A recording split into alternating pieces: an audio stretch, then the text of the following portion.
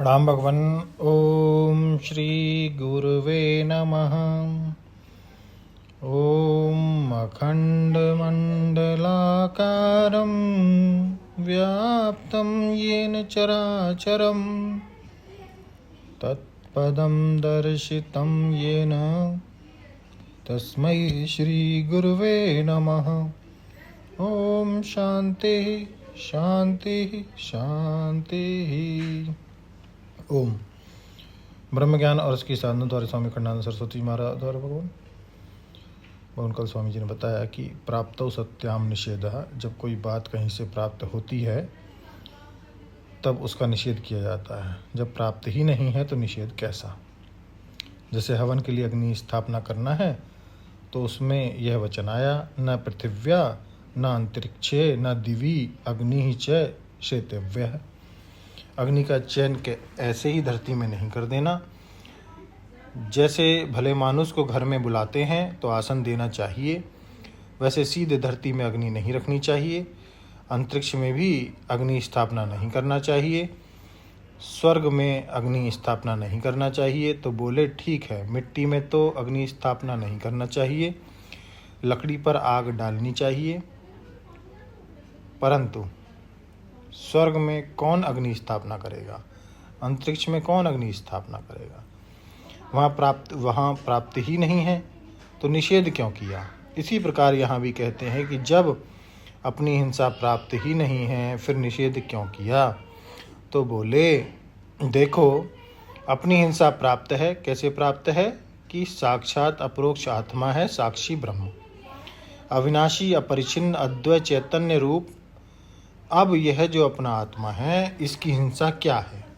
जैसे विद्वान को मूर्ख कहना उसका तिरस्कार है, और सुंदर को कुरूप कहना उसका तिरस्कार है, धनी को कंगला कहना उसका तिरस्कार है, और आँख वाले को अंधा कहना उसका तिरस्कार है। उसी प्रकार जब तुम अपने आप में स्वयं अविनाशी होकर के अपने को जन्म मरण वाला अविनाशी मानते हो तो अपना तिरस्कार करते हो, अपनी हत्या करते हो। जब तुम ज्ञान स्वरूप होकर के अपने को अज्ञानी मानते हो तो आत्महत्या करते हो। जब आनंद स्वरूप होकर के अपने को दुखी मानते हो तो अपनी हत्या करते हो। मनुस्मृति में बताया कि सबसे बड़ा पाप जीवन में यही है, ना तस्मात् पाप कृतम। जो अपने नित्य शुद्ध बुद्ध मुक्त आत्मस्वरूप को न जान करके उसको जन्मने मरने वाला, लोक परलोक में जाने आने वाला और दुखी मानता है, उससे बढ़कर के दुनिया में और कोई पापी नहीं है। यही हिंसा है।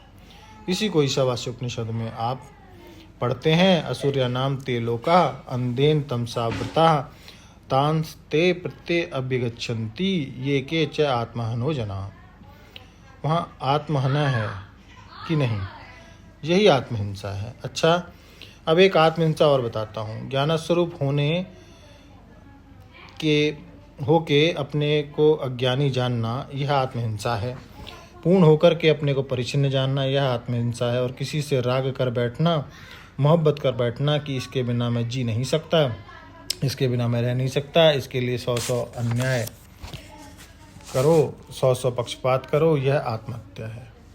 ऐसा कोई दृश्य पदार्थ नहीं जिसके बिना आत्मा के अस्तित्व में कोई बाधा पड़ती हो। तो यह सोचना कि इस चीज़ के बिना, इस वस्तु के बिना, इस व्यक्ति के बिना, इस देश के बिना, इस काल के बिना, इस जाति के बिना, इस भोजन के बिना, इस कर्म के बिना, इस भोग के बिना, इस स्थिति के बिना मैं नहीं रह सकता, यह आत्मा का तिरस्कार है, आत्महिंसा है। और एक दूसरी बात, यह दुश्मन हमको मार डालेगा, यह डर भी आत्महिंसा है। दूसरे से भयभीत होना आत्महिंसा है। अरे दूसरा है ही नहीं, द्वेष किससे करते हो जी। तो किसी से राग करना माने अपने को हीन समझना, और किसी से द्वेष करना यह डरपोक आदमी का लक्षण है। तो सबके हृदय में एक ही परमात्मा बैठा हुआ है, उसमें किसी का पक्षपात करने योग्य नहीं है और किसी से भयभीत होने योग्य भी नहीं है। तो राग द्वेष करना भी आत्महत्या ही है। अपने को इतना अभावग्रस्त समझना कि दूसरे के बिना हम पूर्ण नहीं होते, यह अपनी अपूर्णता का भ्रम है।